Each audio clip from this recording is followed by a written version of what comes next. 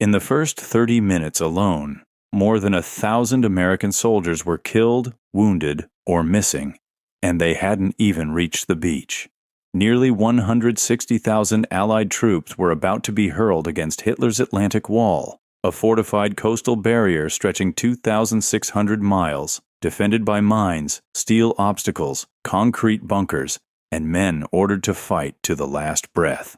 But what the planners in London knew, and what the men in the water didn't, was that the German defenses at one particular beach had been reinforced at the last possible moment by an elite division that wasn't supposed to be there. The bluffs above Omaha Beach rise 40 meters above the waterline. Every inch of open ground below was pre-ranged by German artillery. Every gap in the wire was a kill zone. The men climbing toward those bluffs had no cover, no armor support, and in many cases, no officers left alive to lead them. This is the story of how the greatest amphibious assault in the history of warfare was planned, launched, nearly broken, and ultimately, at an almost unimaginable cost, won. If you want to understand how that single day changed the course of the entire Second World War, stay with us. And if documentaries like this one matter to you, subscribing to the channel takes 2 seconds and keeps this kind of history alive. By the summer of 1943, the question was no longer whether the Allies would invade Nazi-occupied Western Europe. The question was when and where, and the answer would require the most elaborate deception operation in military history. In March 1943, General Frederick Morgan was given perhaps the most difficult planning assignment of the entire war: design an invasion of northwestern France with forces not yet assembled, against defenses not yet fully mapped, led by a supreme commander not yet appointed. Normandy. 300 miles of coastline, sheltered from the worst Atlantic weather by the Cotentin Peninsula, farther from England than the obvious target at Pas-de-Calais. And therefore, the planners hoped, less expected. 5 beaches were identified and given code names that would become permanent in the memory of history: Utah, Omaha, Gold, Juno, and Sword.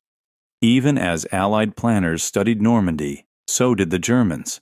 Field Marshal Erwin Rommel, the Desert Fox, now commanding Army Group B and responsible for the Atlantic Wall's defense, arrived in France in late 1943 and was appalled by what he found.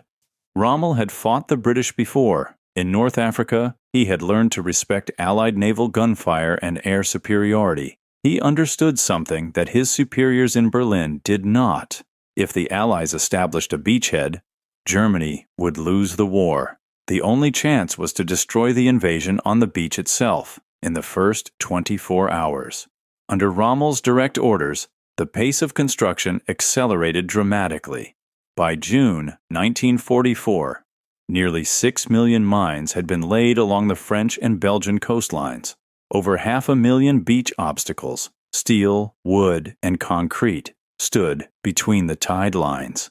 And behind the beaches, infantry divisions waited in fortified positions connected by telephone wire, supply depots, and interlocking fields of fire.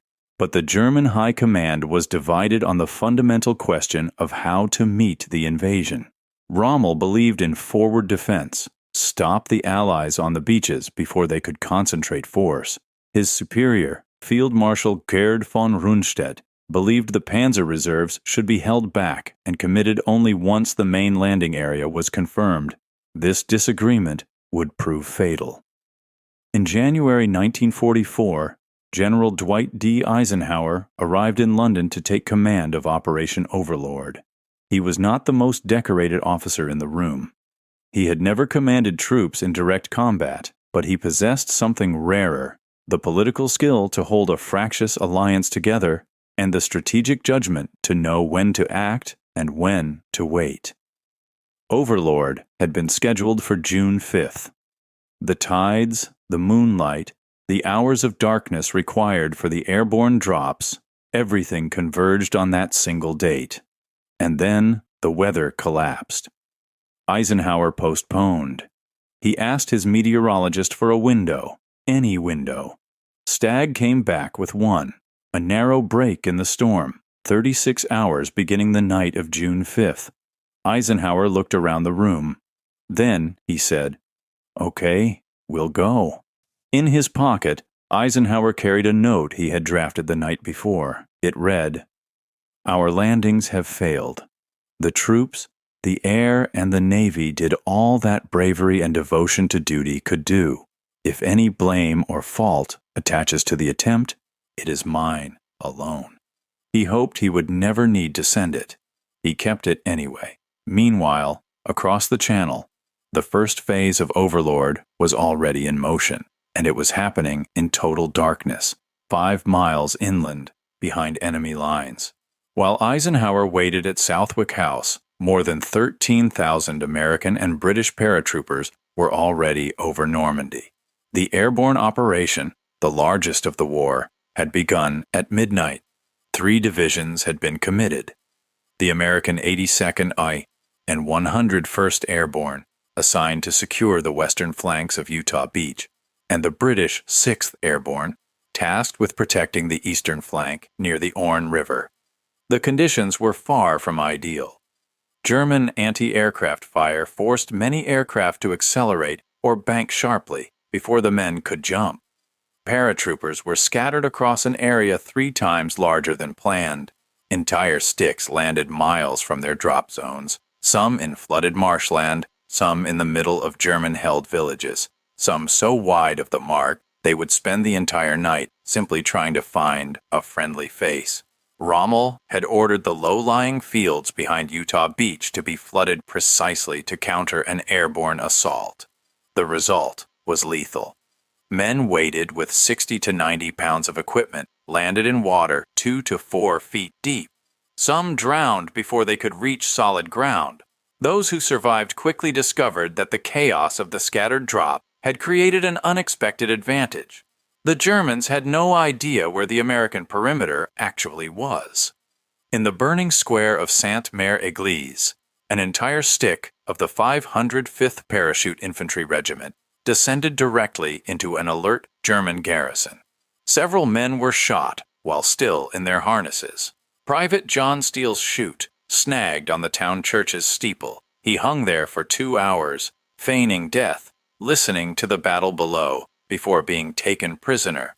He would escape before morning. The famous cricket, a small metal toy each paratrooper had been issued, became the sound of survival that night. 1 click meant friend. 2 clicks in return meant the same. In fields, ditches, and orchards across the Cotentin Peninsula, men who had never met were forming ad hoc fighting units, guided only by their training, their instincts, and the sound of a child's toy in the dark. La Fière Bridge over the Merderet River was one of the few solid crossing points on the flooded western plain. If German armor could use it to reach Utah Beach, the entire flank of the American landing could be rolled up before the 1st Infantry had waded ashore.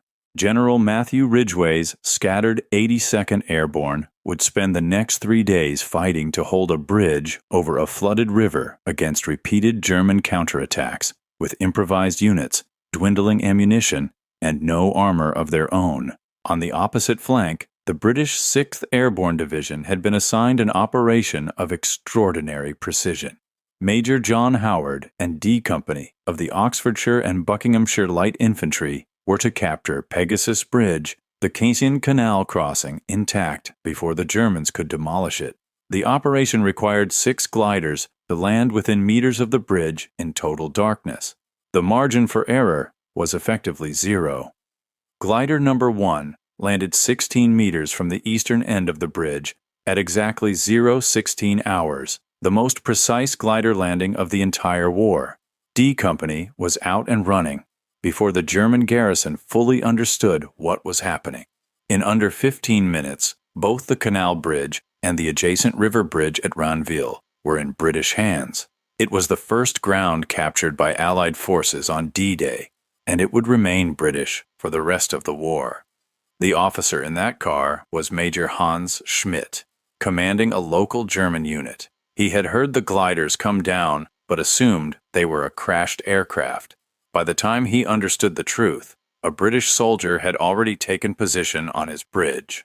The speed of the assault had given the Allies something priceless: a crossing point over the Caen Canal that would allow British armored units to reinforce the beachhead on D-Day itself, if the beaches were successfully taken. At sea, the invasion fleet was approaching the point of no return. Nearly 5,000 ships, warships, transport vessels, landing craft, and support vessels formed a procession 12 miles wide and 20 miles deep. The men in the landing craft were cold, soaked, and seasick. Many had been in those small boats for hours. Some had been at sea since the previous evening. They were still 30 minutes from the beaches. At 5:36 hours, the naval bombardment began in earnest. American, British, and Canadian warships, including battleships, cruisers, and over 40 destroyers, opened fire along the full 50-mile front. Over 100,000 shells would be fired on D-Day by the Allied naval guns. The sound was described by soldiers in the landing craft as a physical force, a rolling concussion that could be felt in the chest from miles away. The pre-landing air bombardment at Omaha Beach was, in brutal terms, a complete failure. The 8th Air Force flew 329 B-17 sorties over the beach before H hour, but low cloud cover forced the bombardiers to delay their releases by an average of 30 seconds, which at the aircraft's speed and altitude meant the bombs fell anywhere from 1 to 3 miles behind the German positions. Not a single one of the fortified bunkers defending Omaha Beach was destroyed. The men coming ashore would find them, fully manned and waiting. At Strong Point WN-62, positioned on the eastern bluff of Omaha Beach, Corporal Heinz Severloh watched the American landing craft through the sights of his MG-42, a weapon capable of firing 1,200 rounds per minute. He would later claim to have fired over 12,000 machine gun rounds and 400 rifle rounds on the morning of June 6th. He would spend the rest of his life tormented by what he had done, but at 6:28 on that morning, the ramps of the first wave were already dropping. At 6:30 hours, the ramps dropped on the first wave at Omaha Beach and into the worst concentrated defensive fire of the entire Western Front. The 1st Infantry Division's 16th Regiment and the 29th Infantry Division's 116th Regiment hit the sand simultaneously. They were met with machine gun fire, mortar rounds, artillery, and rifle fire from positions that had survived the bombardment entirely intact. Companies A and B of the 116th Infantry suffered over 90% casualties within the first 15 minutes of landing. By 6:45, Omaha Beach was on the edge of catastrophe. The first 2 assault waves were pinned down along a 100-meter strip of open sand with the Atlantic at their backs and a wall of steel and concrete above them. Officers were dead. Radio equipment was destroyed. There was no tank support of the 32 D.D. Sherman tanks launched offshore. 27 had already sunk in the heavy swells. General Omar Bradley, watching from offshore, was considering the unthinkable, abandoning Omaha entirely. Aboard the Augusta, General Omar Bradley was receiving the worst reports of the morning. Units were pinned. Officers were dead. The beach was clogged with wounded men and destroyed equipment. At 8:30, Bradley began drafting a contingency order to divert follow-up forces from Omaha to Utah and the British beaches. He was, in effect, preparing to write off an entire invasion sector, and the thousands of men still alive on that sand. The second and third assault waves arrived to find no beachhead, only the dead and the dying of the first. They had to cross the same open water, the same tidal flat, the same killing ground, with the added horror of knowing what had happened to the men before them. And still, they came. Because the training had been that thorough, the discipline that deep, and because, as one survivor later said, there was simply nowhere else to go. The turning point at Omaha Beach was not a grand tactical maneuver.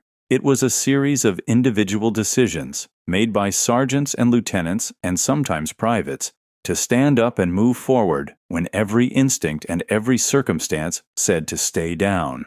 At the draw near Les Moulins, at the exit near Vierville, and most critically at the eastern end of the beach near Colville, small groups of men began climbing, not because they had orders to, because the alternative was to die lying still. Colonel George Taylor delivered what became one of the defining commands of the entire war. Standing exposed on the bloodiest beach in the Western Hemisphere, he told his men, "Two kinds of people are staying on this beach, the dead and those who are going to die. Now let's get the hell out of here." It was not tactical doctrine. It was a human being refusing to accept the logic of defeat, and it worked. Once men reached the bluffs and moved laterally along the ridge, the geometry of the German defense began to fracture. The bunkers had been built to fire down onto the beach. They had minimal protection against attack from above or from the flanks. The same concrete that had protected the German gunners from naval bombardment now trapped them inside. The attackers had become, in the most literal sense, the hunters. At Utah Beach, 4 miles to the west, a different story was unfolding. The strong tidal current had pushed the entire first wave nearly 2 kilometers south of the intended landing point, directly onto a section of beach with far weaker German defenses. Brigadier General Theodore Roosevelt, Jr., the oldest man and only general in the first wave, assessed the situation and made an immediate decision that defined his place in history. Roosevelt's decision was 3 words: "We'll start here." Rather than redirect the follow-up waves to the planned landing point, he committed to the accidental location, recognizing that the weaker defenses more than compensated for the navigational error. It was the most consequential piece of tactical improvisation on D-Day. By noon, more than 23,000 American troops had landed at Utah Beach, suffering fewer than 200 casualties. The contrast with Omaha, happening simultaneously 4 miles away, was almost incomprehensible. The British and Canadian beaches benefited from a critical advantage that Omaha had largely been denied. General Percy Hobart's specialized armored vehicles, known irreverently as Hobart's Funnies, flail tanks to clear mines, AVRE engineering tanks to breach obstacles, and armored ramps to cross seawalls. American commanders had declined most of these vehicles for their sectors, a decision that would cost thousands of lives at Omaha. At Gold, Juno, and Sword, the Funnies went in with the first wave. The Canadians at Juno Beach suffered the second highest Allied casualties of D-Day. Only Omaha was worse.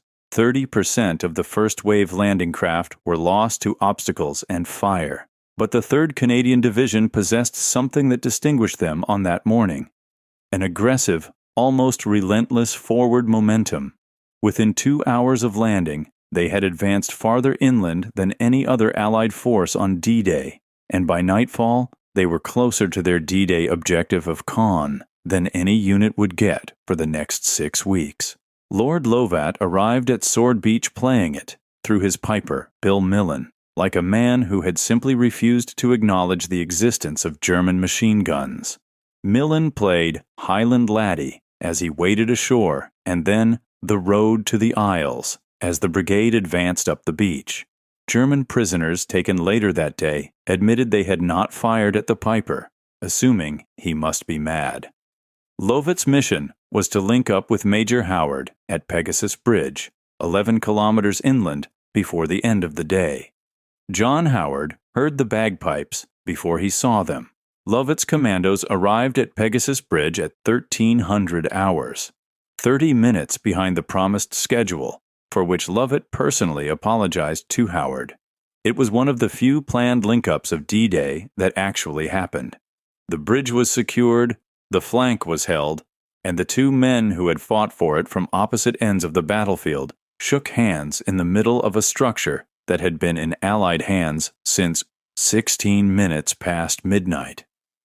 At Pointe du Hoc, a jagged headland between Utah and Omaha, 225 Rangers of the 2nd Battalion had been assigned a mission of critical importance and extraordinary danger: scale a 30-meter cliff under fire and destroy a battery of 6 155mm guns believed capable of firing on both American beaches.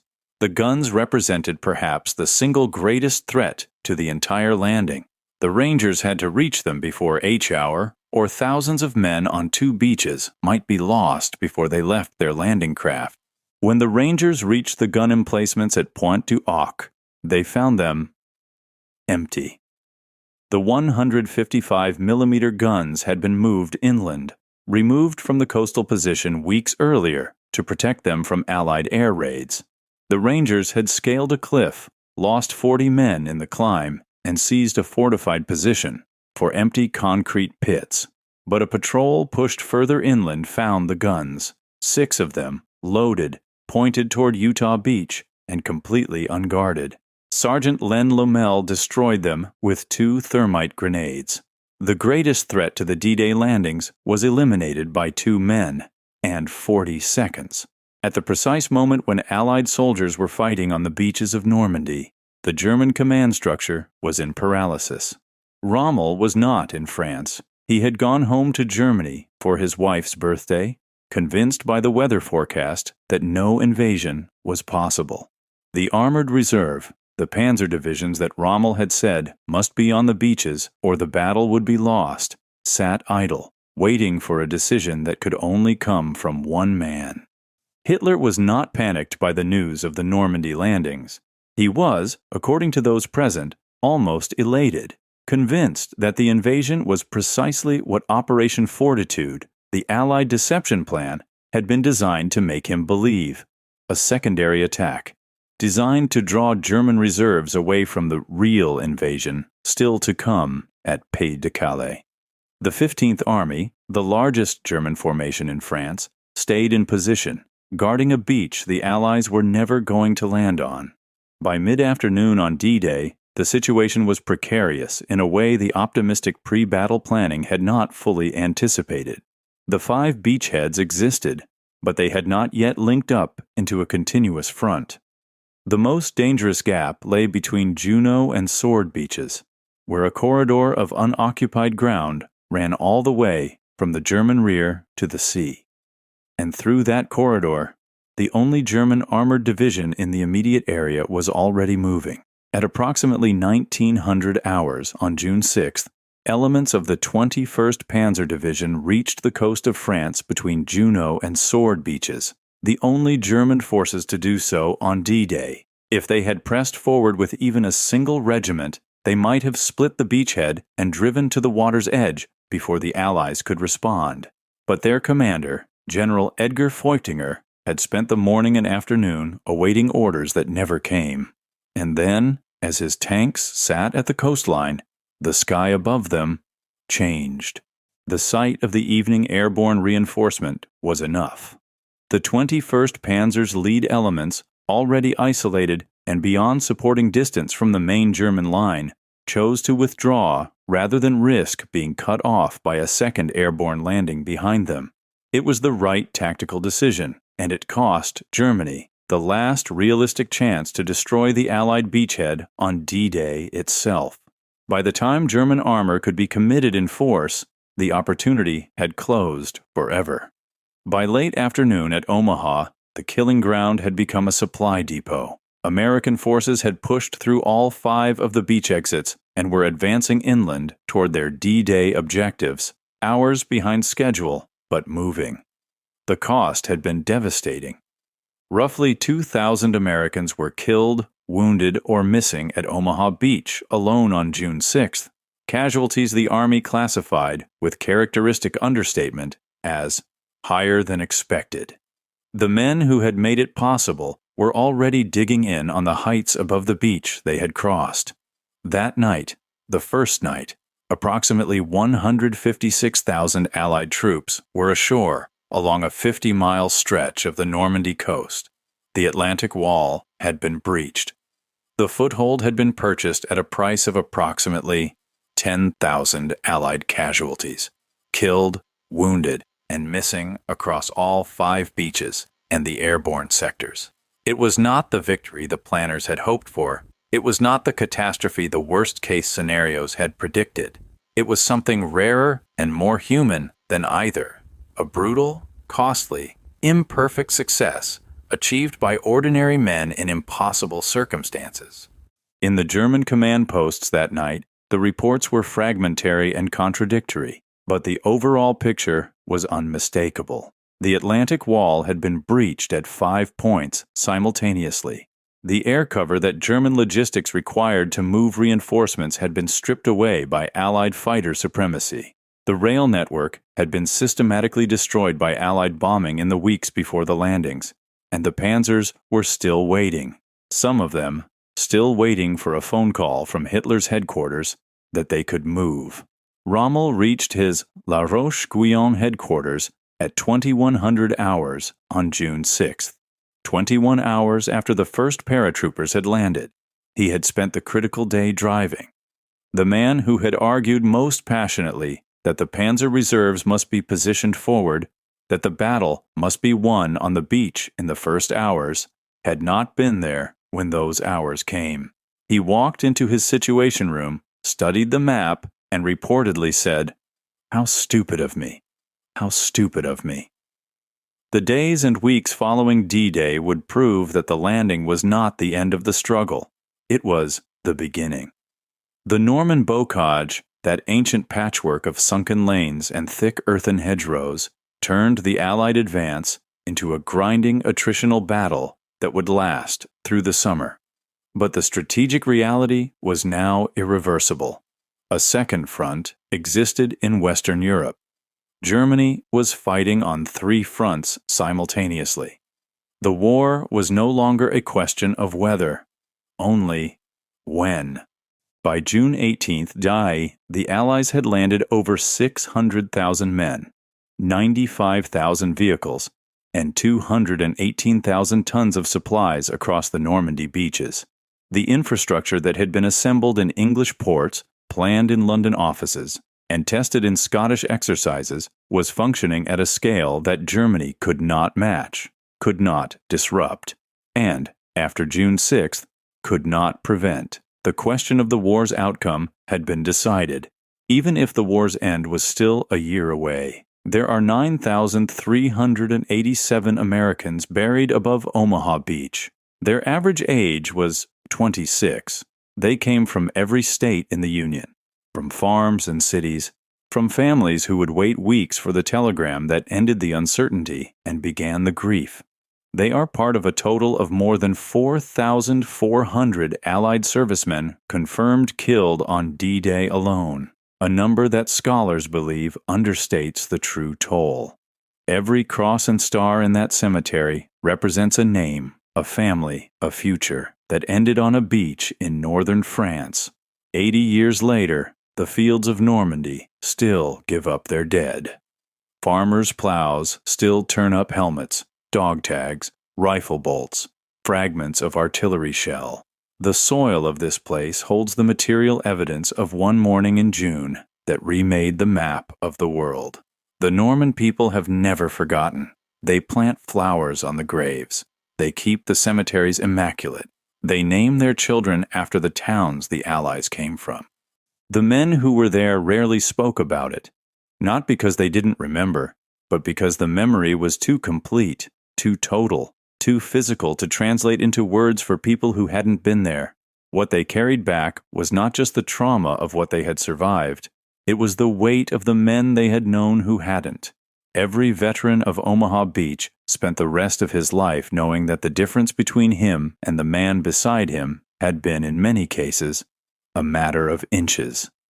Operation Overlord succeeded because of the largest military organization in human history, and because of individual human beings who, in their own moments, made the right decision, or the brave decision, or simply refused to stop moving.